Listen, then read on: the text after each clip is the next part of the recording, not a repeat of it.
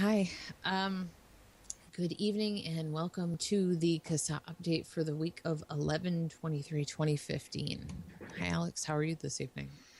Cold, but Cold. I'm sorry. it's Yeah, the it's temperature dropped like 20 degrees here. It's a major shock for us. For you, it must be much worse. oh, no. It was it was a bit of a brutal turnaround, I guess. It was like 50 something yesterday, and Hmm. now it's in the 40s. But Oh, so you live in the north. It's kind of how it is. At least it's not snowing, is it? nah, Well, that's good. nah, Something. that all blew north of here, so we're fine. Well, that's good. At least the roads are, I can't say they're safe. You live in the Garden State, but they're not as bad as they could be.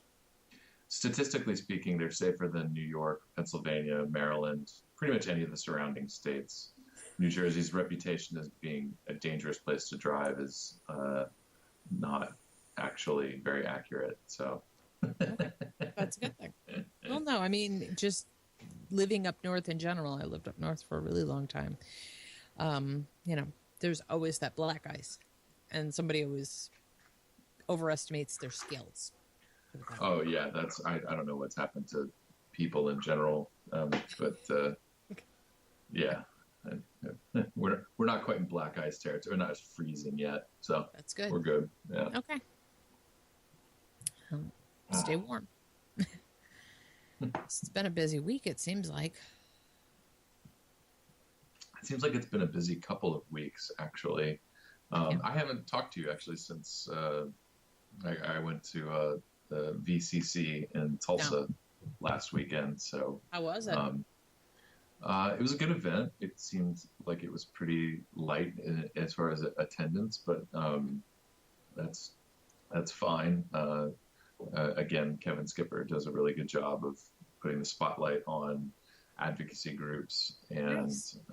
so there was a pretty decent crowd, two or three different kind of speaking segments where advocates were uh, given the mic, Nice. and also several. I'm not going to do the name thing here, but for those of you who are listening, you know who you are, and there were several companies that stepped up and made significant donations. There was sort of it was almost like a game was going on, like the Phil Busardo DJ night raised a certain amount of money, and then one retailer, manufacturer, whatever, jumped Hmm. in and matched the donations, and then another one said, "Well, I'll match that plus that," and Wow. it kind of grew to a very large number. I believe it was $25,000 or $30,000 was Wow. raised and distributed among the various groups. So um, thank yous were definitely said at the event, but thank you once again for everybody that donated, and especially thank you for all the people that stopped by and said hi to us. It was just me by myself, but it was it was good because I actually spent most of my time working on calls to action. Yes, and it looked like there were a lot of them. Yeah, I don't know how much you guys covered last week, but Oh, Julie knocked it out in 14 minutes, and it was a nice long rolling list, local yeah, alerts, and okay, got which a lot done. actually just reminded me with all the stuff that we've been working on this weekend. I still need to get. I have Boston pretty much done. Okay. So I guess I might as well get to it before we get to the 30-minute mark, and I'm still yammering about a vape event. Um, but So I'll get the big stuff out of the way first. For Okay. those who are just hearing about this now or tomorrow or on the replay, um, we have put out another national call to action, and to kind of go ahead and it doesn't seem to be too much confusion about this, but I understand how it could be confusing, Right. um, because it is confusing. So if you are confused, don't be worried. It's confusing.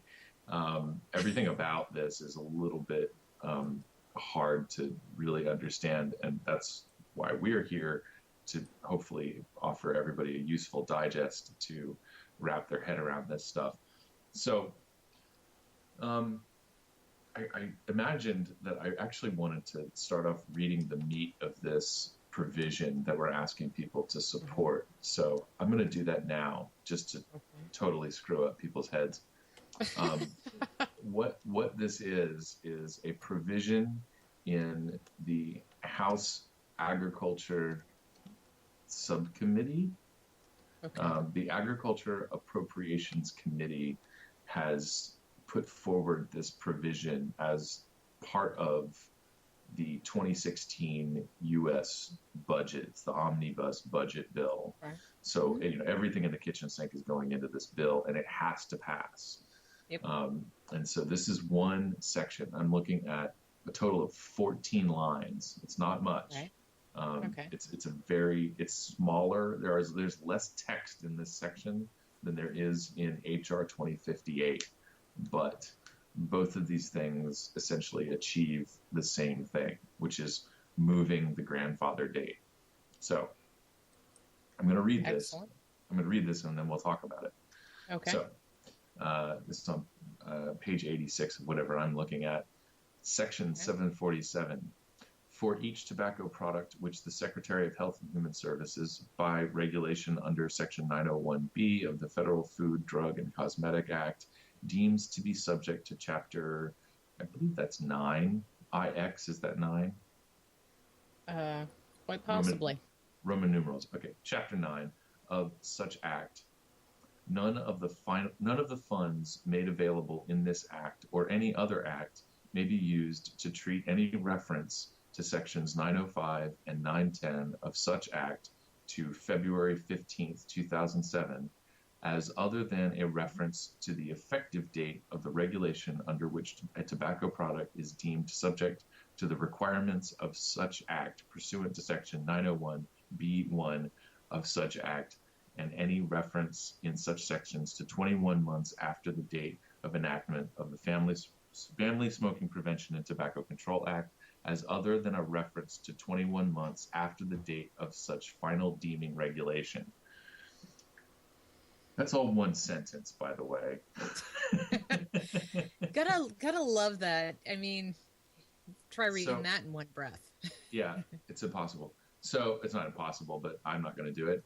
So the important words that run together in this thing are any reference in sections 905 of such act to February 15th, 2007 should not be treated as anything other than reference to 21 months after the date of such final deeming regulation. So essentially, in a very clunky way, this provision says references to the previous February 15th, 2007 grandfather date actually means the date that that product is deemed under FDA's tobacco authority. Right. Does that make it? Does that make it more understandable? Okay. Right. It essentially takes 2007 and crosses it out and adds 24 months after date of enactment of deeming. 21 months. Correct? 21 months. Yeah. So that's basically what it is. It's just taking 2007 out of the equation. Right. So any reference to February 15th, 2007 will actually mean the date of such final deeming regulation. Makes sense. Yes. Whew. So I just had to read that because we debated whether or not we were even going to put a link to this in the call to action, because that, once you cut out all the references to the various parts of the Food, Drug, and Cosmetics Act, right, you're left with like a few words, and that's the actual kind of meat on the bones of this thing. Right. That's that. Short and simple explanation is this moves the grandfather date very much like what HR 2058 does. And we've been relatively quiet about this provision because for the most part, this has gone through the Appropriations Committee. This actually has survived one attack already. Yep. They tried to get this carved out, Mm-hmm. and it survived that. So this is moving forward, and we're sort of at that point now where we really need to garner some support for this and make Mm-hmm. sure that make sure not just that it's safe from being carved out, but that it's actually got some support. And so that's really what this call to action is about. Right. Feels like it takes 1,000 words to take and explain what should be easily explained in 3 or 4. Yeah, that's been my. I think you witnessed a bit of that this weekend.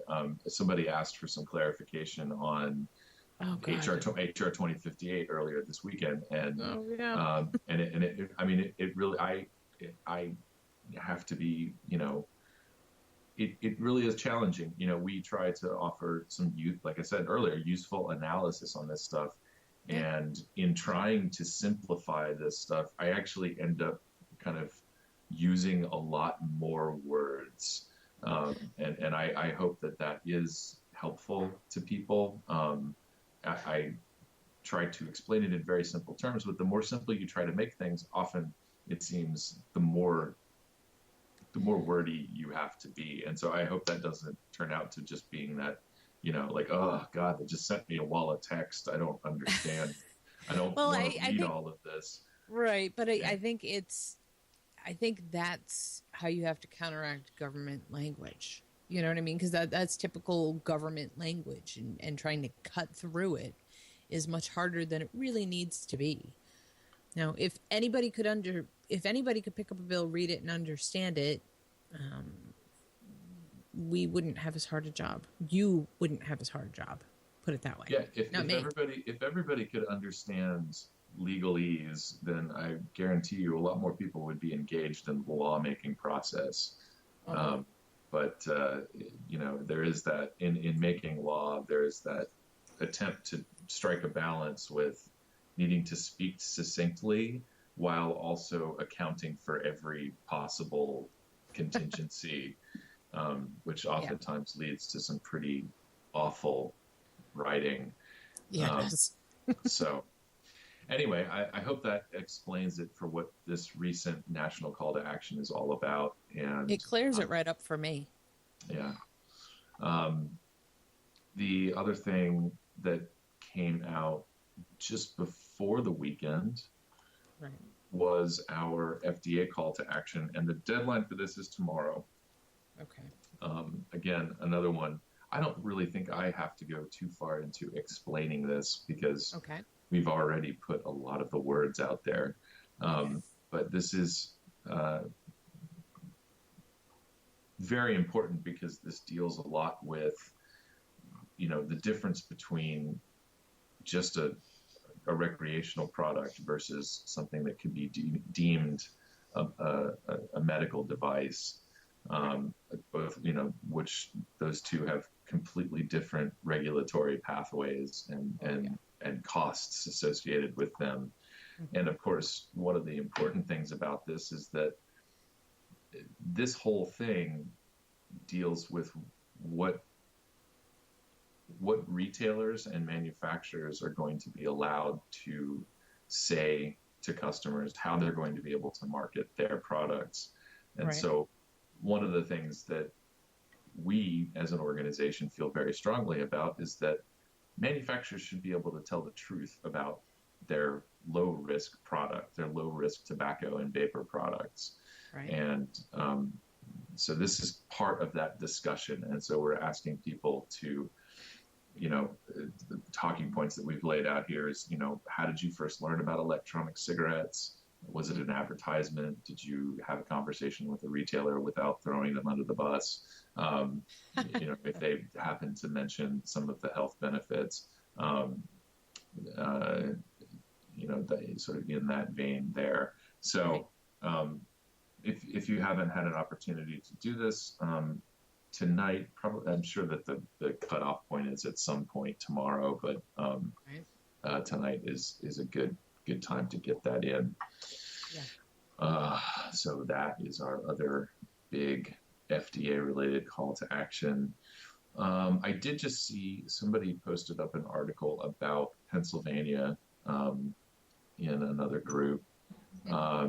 This is still an ongoing thing. I just want to bring it back up so that people who are in Pennsylvania are still um, aware Right. that Pennsylvania does not have a budget yet, and enacting a tax on electronic cigarettes is still fair game. So, if you live in Pennsylvania and you haven't Yeah. participated in our call to action to oppose taxes, please do so now. Um, Yes. and then moving along, I think some of these things did not get under the wire for last week. Kansas City, Missouri. And I haven't rebroadcast this yet because it looks like the folks from Brave and Kansas City are taking the ball and running with it on this. Yeah. So Kansas City voted to enact an indoor use ban as part of their Tobacco 21 regulations. Right. And so it passed the city council, but it moves on to the mayor's desk for approval, and there's still an opportunity to veto it. So I've seen a couple members of Brave running around Facebook gathering Kansas City residents' signatures for a petition. The petition is part of the process. They have to do it in order to get sort of a veto hearing or to have it brought back. I don't know the details. All I know is that they're on top of it. And so Right. if you live in Kansas City, Missouri, seek that out and participate. Um, and then, oh God, what else? Oh, you've got a long list there. I do. Sure you do. There's a couple of things that have started. There's a new trend. There's a new dance craze in city councils, and likely moving up to state legislatures next year.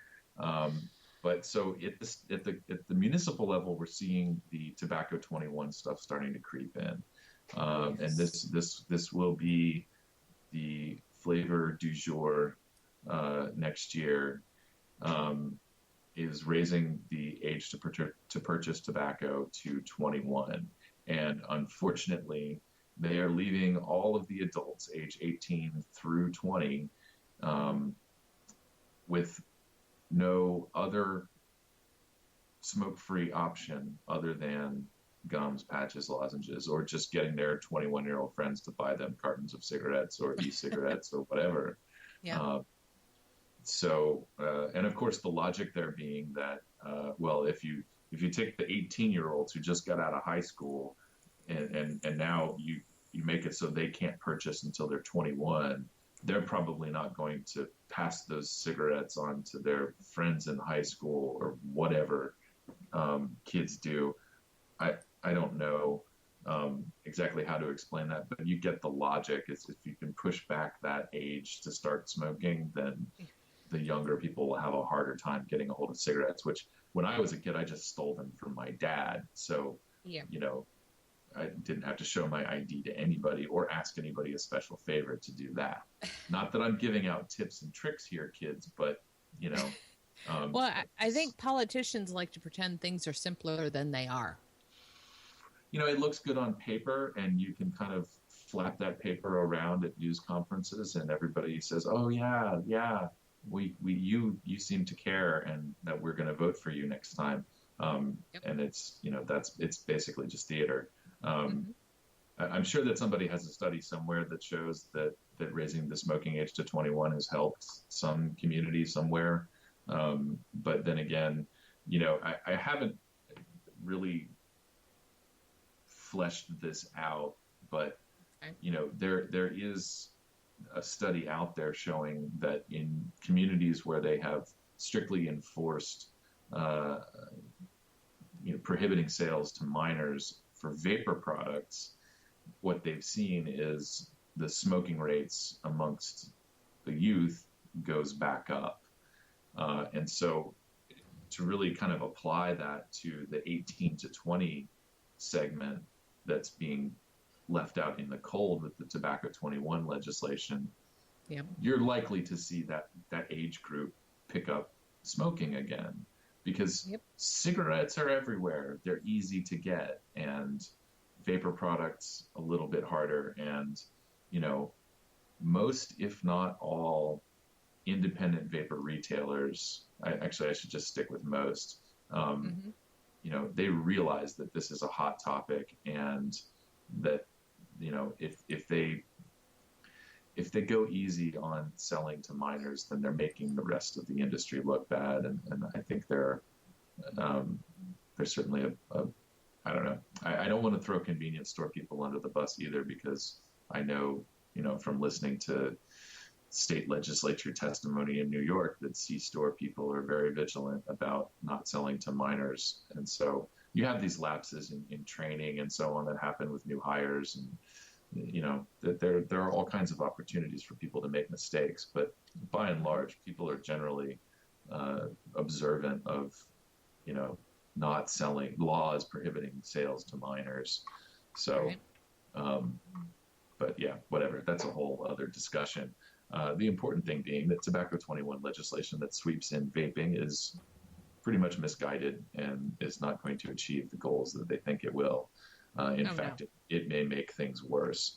And then, of course, you have Hmm. what appears to be a very popular um, proposal, raising the smoking age, being lumped in with prohibiting things like vaping indoors and flavors.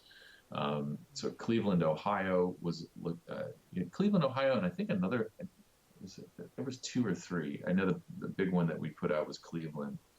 Yeah. Um, so Cleveland had their meeting already. I don't have a follow-up information on that. Okay. Um, but what Cleveland is doing, and also what Boston is doing, I haven't put out the Boston call to action. I can do that tonight. Um, is they're restricting the sales of flavored vapor and tobacco products to specialty tobacco shops. So if you walk into a convenience store thinking that you're going to be, uh, you might see the wide variety of vapor products, meaning the wide variety of flavors. Right. That's what they intend to do away with. Um, and I mean, you know, my first exposure to vapor products in a gas station was, you know, mint or tobacco. Right. I, I, I haven't actually been back. I haven't been to a gas station to purchase cigarettes or vapor products in over 2 years now, so I don't really know what the offerings are. But I have seen at truck stops on the interstate, um, a couple of different companies have this wide array of flavors. Yeah. You know, a truck stop in one of those municipalities, which I don't imagine that there actually is, would have to do away with that display. And for a lot of people, that convenience store experience is their first exposure to these products. And they should have, again, this is sort of an informational thing. You know, people should know that you have more options than just crappy tobacco flavor, you know? Right. And that makes it more attractive to adult smokers who might consider switching to a low risk alternative. So the concern for us is that, you know, people might look at this and say, well, that's fine because my vapor shop sells everything and they're a specialty store, so we're good. But Hmm. as advocates, you know, we want everybody to have access to the wide variety. And, you know, ultimately that's better in the long run for people that run these shops, because now you're, you know, in a way, these starter products are reaching out to a group of people that you're probably having a hard time reaching. Yeah. And eventually they may end up becoming your customers. So look at me giving business advice. Totally not supposed to do that. So that's Cleveland, and shortly followed by Boston. Oh God, what else was I gonna mention without getting too controversial? Um, I probably should mention it, just because it's being talked about a lot, and I really just kind of want to report on it without giving too much opinion on what I've read. But A Billion Lives apparently has kind of stepped into a controversy with a statistic that they used in the teaser trailer that came out before the weekend. Um, I will say, I had the pleasure of sitting next to Aaron at VCC. Aaron Biebert or Breitbart.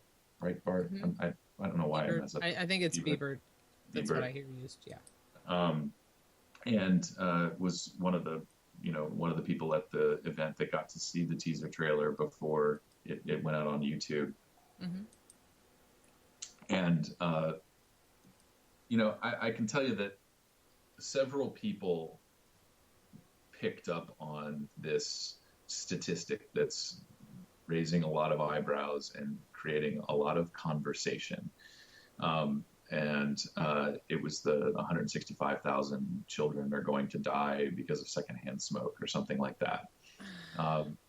And I gave him my feedback, and so did other people, and the feedback was pretty much the same all around. Was, yeah, you might want to reconsider that, and here's why. And of course, from our perspective, it's using the anti-statistics to just trying to use their statistics against them sounds like a really good strategy, but really, ultimately, what it does is it sort of validates the lie, and a lot of us are very sensitive to that, and have made great efforts to not do that anymore.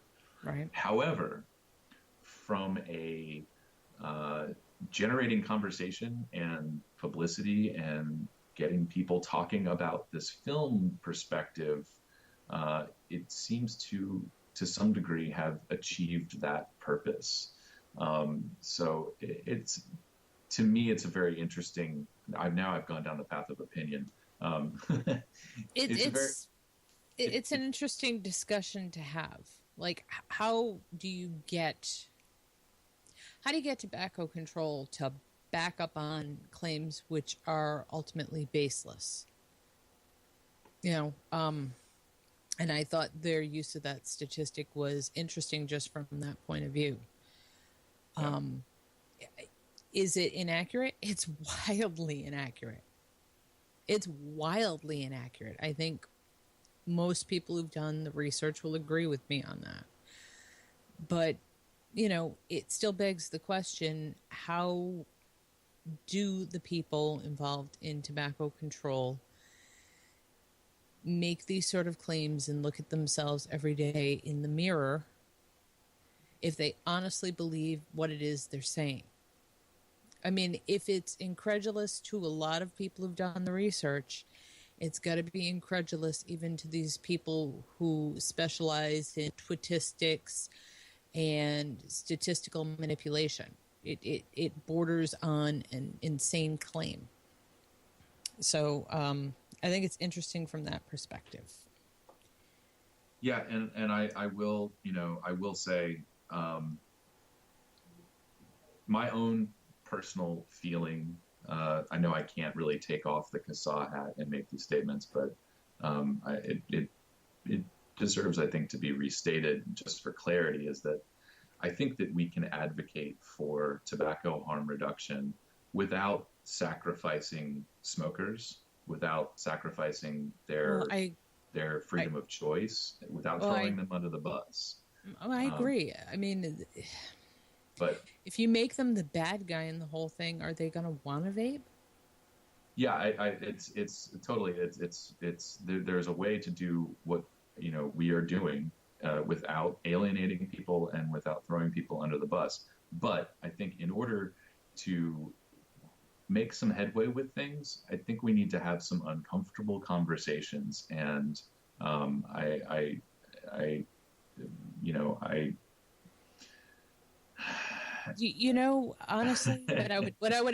can I just say what I would love to say? What I would love to see?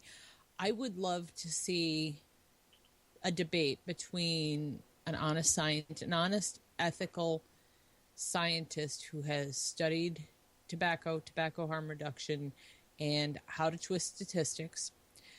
A debate between that person and a smoker, and one of the tobacco control people who specialize in statistics and twisting numbers, and a vapor. I would love to see those four people, sit down and have an honest discussion about these things and how these numbers affect people. Because I think the only way you're going to come to the truth is to sit down between all four of those people and hash it all out. Without that, you're only left with a one-sided discussion, and that represents the interests of no one. Yeah.